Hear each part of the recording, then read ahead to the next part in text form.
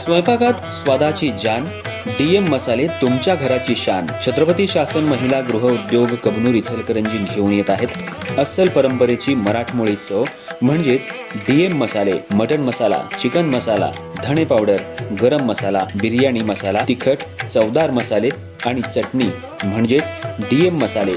तर आजच आपल्या जेवणाची रंगत वाढवण्यासाठी केमिकल विरहित डीएम मसाले, गृहिणींच्या मनातले मसाले आणि चटणी अवश्य वापरा. डीएम मसाले महिला बचत गटाद्वारे करणारे स्वच्छ माफक दरामध्ये म्हणजेच डीएम मसाले. संपर्क दिव्याताई मगदूम, मोबाईल 91 30 80 22 55.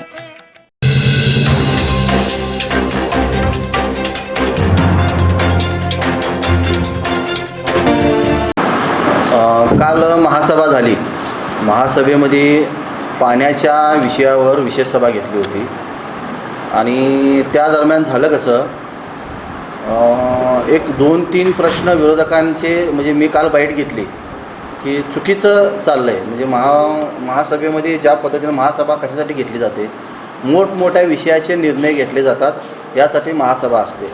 महापौर दालनमध्ये कित्येक प्रश्नांची म्हणजे आपण सोडवणूक करतो, हे महापौरांचं काम आहे आणि मी इथं अवेलेबल असतो आहे. ज्यावेळी वेळ आहे माझा नियमानं त्यावेळी मी अवेलेबल असतो आहे.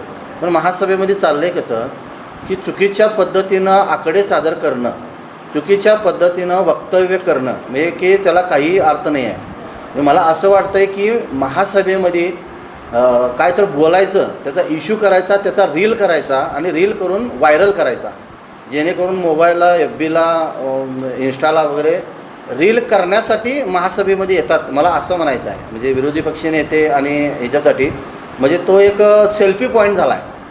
महासभा म्हणजे सेल्फी पॉईंट नाही आहे. महासभेमध्ये लोकांचे, गोरगरिबांचे, इचलकरंजीचे प्रश्न मांडले जातात. ते प्रश्न मांडणं अपेक्षित असताना चुकीची आकडेवारी घ्यायची आणि काहीही बोलायचं, याच्याबद्दल मी काल बोललो होतो आणि त्याचं स्पष्टीकरण माननीय विरोधी पक्ष नेत्यांनी तिथं स्पॉटवर जागेवर जाऊन दिले.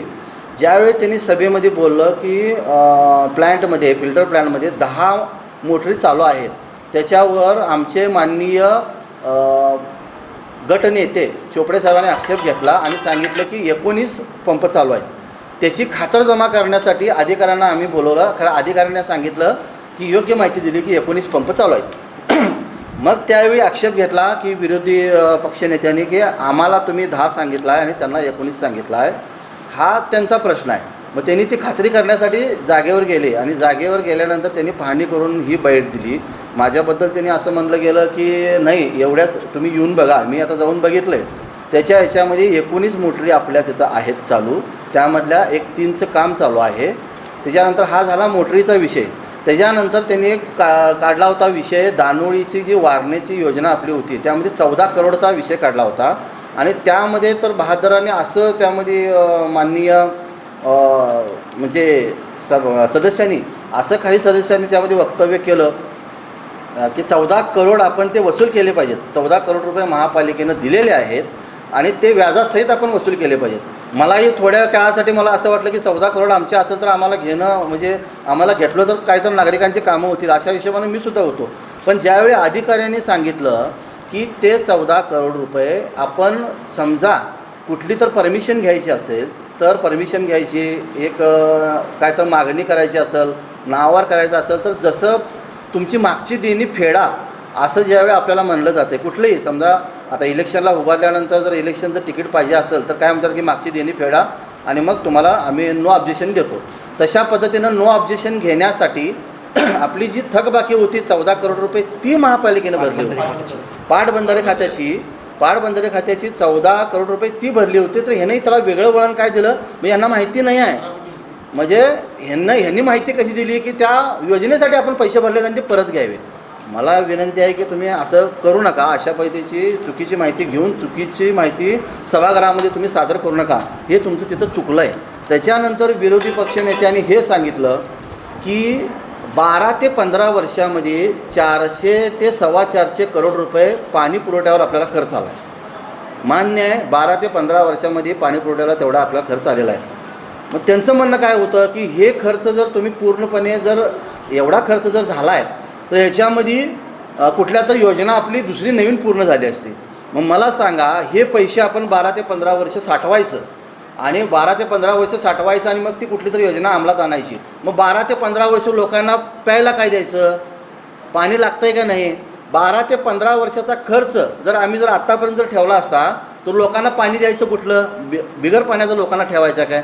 मग यांना हे बी कळत नाही की तो खर्च आपण सांगताना तो 12 ते 15 वर्षाचा खर्च आहे आणि त्या खर्चाबद्दल आपण बोलतो आहे. म्हणजे अशा पद्धतीनं त्यांची वक्तव्य येत असतात आणि चुकीची माहिती घेत असतात आणि सभागृहाचा वेळ वाया घालवायचं काम हे त्यांच्याकडून होत असतं. म्हणजे कुणी फक्त आपण बोलत असताना विरोधी पक्षाच्या नेत्या म्हणजे विरोधी पक्ष बोलत असताना जे सत्ताधाऱ्यांच्यापैकी कोण जर काहीतरी जर बोललं तर त्या प्रश्नाला फक्त एक मोठं असं काहीतरी करायचं आणि मग रील तयार करायची आणि रील पोस्ट करायची. हे बंद करा, हे चुकीचं आहे. सभागृहामध्ये तुम्ही येत असताना फक्त लोकांच्या समस्या घेऊन या. लोकांना काय पाहिजे, नवीन योजना कुठल्या आणल्या पाहिजेत, शासनाकडून नवीन योजनेचं आपण अंमलबजावणी कशी केली पाहिजे हे महत्त्वाचं आहे. हे सोडून ह्याने फक्त टीका म्हणजे ह्याच्यावर टीका करा, त्याच्यावर टीकेशिवाय ह्यांच्याकडे काही नाही. हे लाईव्ह असतं आहे, त्यामुळे जनतेने बी हे बघावं की ह्याच्यामागं म्हणजे यांचा हेतू काय असतो आहे. शांतपणे सांगितलेलं महत्त्वाचं असतं आहे. त्याच्यानंतर मला त्यांनी असं सांगितलं की 3.5 ते 4 तास सभा चालू होती. महापौरांनी त्याच्यावर पाण्याच्या विषयावर वक्तव्य केलं नाही. आता आत येत असताना सुळकुड योजना झाली पाहिजे असा तुमचा आग्रह होता. त्याच्यानंतर जे सत्तेतले नगरसेवक आहेत त्यांचीसुद्धा तीच आग्रहाची भूमिका होती की सुळकुड योजना झाली पाहिजे. मग जर दोघांची तीच जर भूमिका असेल तर क्रॅशिंग होण्याचे कारण काय? 3.5 ते 4 तास सभा चालत्या कशाला? जर दोघांचं म्हणणं तेच आहे तर ती चालायची म्हणजे गरज नाही आहे तेवढा वेळ चालायची. तरीही हे स्टंटबाजी करण्यासाठी तेवढा वेळ सभा चालली. त्याच्यानंतर त्यांनी मला काय म्हणतात की महापौरांनी त्याच्यावर शब्द बोलले नाहीत. मी त्यावेळी पीठासीन अधिकारी होतो, महासभेचा मी अध्यक्ष होतो आणि महासभेचा अध्यक्ष असताना माझ्याकडे 47 नगरसेवक किंवा 51 नगरसेवकांचा मी महापौर नाही. तिथं मी 70 ते 71 जे काय आमचे नगरसेवक असतील त्यांचा मी प्रतिनिधी आहे आणि माझं काम काय आहे की विरोधी पक्षाची भूमिका योग्यरीतीनं मांडून घेणं आणि जे पक्षात आहेत, जे निवडून आलेली सत्ताधारी आहेत त्यांची व्यवस्थित मांडून घेणं, त्यांचा समतोल राखणं हे माझं काम आहे. मी इथं येत असताना ज्यावेळी मी महापौर झालो आहे, महापौर झाल्यापासून 3 महिने होऊन जवळजवळ 5-6 दिवस झाले असतील, मी एकही दिवस सुट्टी घेतलेली नाही. मला जर उत्तर मला द्यायची असली तर मी 100% त्यांना उत्तर देऊ शकलो असतो. मला सगळ्या प्रश्नांची उत्तर तिथं येत होती. पण मी उत्तर देण्यासाठी किंवा तुमच्यावर आक्षेप करण्यासाठी माझा रोल तिथं नव्हता. तुमची बाजू ऐकून घ्यायची, तुमच्यावर कुठल्याही परिस्थितीत अन्याय होऊ नये. सत्ताधारीचे नगरसेवक जास्त आहेत, ते लोक तुमच्यावर अन्याय करू नयेत ह्याच्यासाठी मी तिथं पीठासीन अधिकारी म्हणून बसलेला असतो आहे, ना की तुम्हाला उत्तर देणं. उत्तर देण्याचं काम आम्ही सभापती नेमलेले आहेत ते देतात, गटनेते नेमलेले आहेत ते देतात. ह्यांचं काम आहे तुम्हाला उत्तर द्यायचं. माझं काम तुम्हाला उत्तर द्यायचं नाही आहे. सभा अगदी व्यवस्थित चालवणं हे माझं काम आहे की तुमच्या प्रश्नांना उत्तरं द्यायचं हे माझं काम नाही आहे. तुमच्या प्रश्नांना उत्तरं किंवा तुम्हाला पाहिजे असणारी माहिती मी ही कधी तुम्हाला द्यायची? तुम्ही ज्यावेळी महापौर दालनमध्ये मी आत्ताच सांगितलं, मी झाल्यापासून एकही दिवस सुट्टी घेतलेली नाही. 3 महिने आणि काही दिवस झालेले आहेत त्यामध्ये मी इथं महापौर दालनला असतो आहे. त्यावेळी आम्ही तुम्हाला तुमच्या प्रश्नांची उत्तरं मी देऊ शकतो महापौर म्हणून. कारण मी सभेचा अध्यक्ष असताना माझं काम असतं आहे सभा अगदी व्यवस्थित चालणं.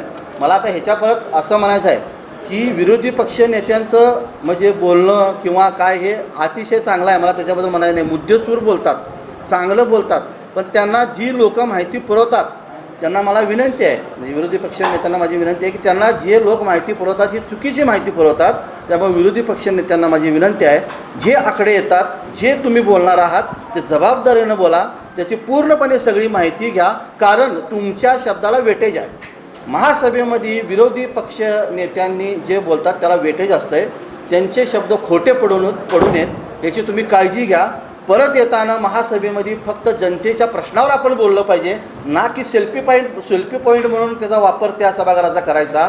असं काही न करता ह्याच्या परत सभा अतिशय व्यवस्थित चालू दे आणि फक्त ती लोकांच्या चांगल्यासाठी चालू दे, एवढं मला ह्या निमित्तानं सांगायचं आहे.